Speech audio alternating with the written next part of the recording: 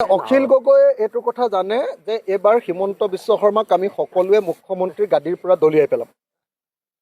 এইবাৰ আমি ৰাইজৰ দল, Congress, CPI, CPM, CPIML, AJP, APHLC গোটেইবিলাক পাৰ্টীয়ে লগ লাগি এইবাৰ হিমন্ত বিশ্ব শৰ্মাক ব্ৰহ্মপুত্ৰলৈ দলিয়াই পেলাম। এইবাৰ কোনো পধ্যে মুখ্যমন্ত্ৰীক আমি হিমন্ত বিশ্ব শৰ্মাক মুখ্যমন্ত্ৰী হ'বলৈ নিদিওঁ।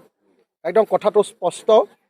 আৰু অসমৰ মুখ্যমন্ত্ৰীয়ে যে কৈ গৈছে যে শিৱসাগৰত অখিল গগৈয়ে শিৱসাগৰৰ উন্নয়নৰ কথা নকৈ অখিল গগৈ বেলেগ বাহিৰৰ গোটেই অসমখনৰ কথা কৈ থাকে।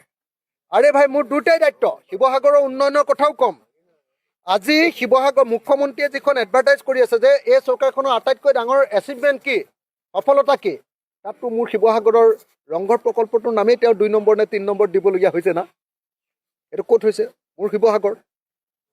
আজি ব্ৰহ্মপুত্ৰৰ গৰাখহনীয়াত 200 কোটি টকা মই ADBৰ পৰা আনিবলৈ সক্ষম হৈছোঁ।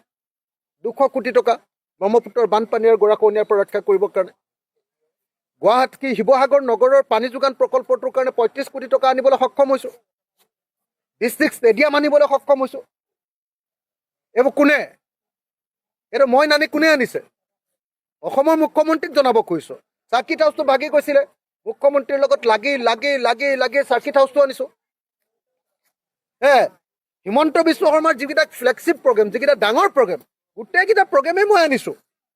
চাৰ্কিট হাউচ আনিলোঁ, ডিষ্ট্ৰিক্ট ষ্টেডিয়াম আনিলোঁ, আপোনাৰ কি কয় আপোনাৰ আপোনাৰ আপোনাৰ আপোনাৰ আপোনাৰ এইটো আনিলোঁ, পানী যোগান কেন্দ্ৰটো আনিলোঁ, ৰংঘৰ প্ৰকল্প আনিলোঁ, ব্ৰহ্মপুত্ৰৰ খহনীয়াৰ কাৰণে 200 কোটি টকা আনিলোঁ, অসম মালাৰ অধীনত 122 কোটি টকাৰ BG ৰোড আৰু 102 কোটি টকাৰ আমাৰ বৰালি আনিলোঁ। এনেকৈ প্ৰত্যেকটো কাম আনিবলৈ সক্ষম হৈছোঁ।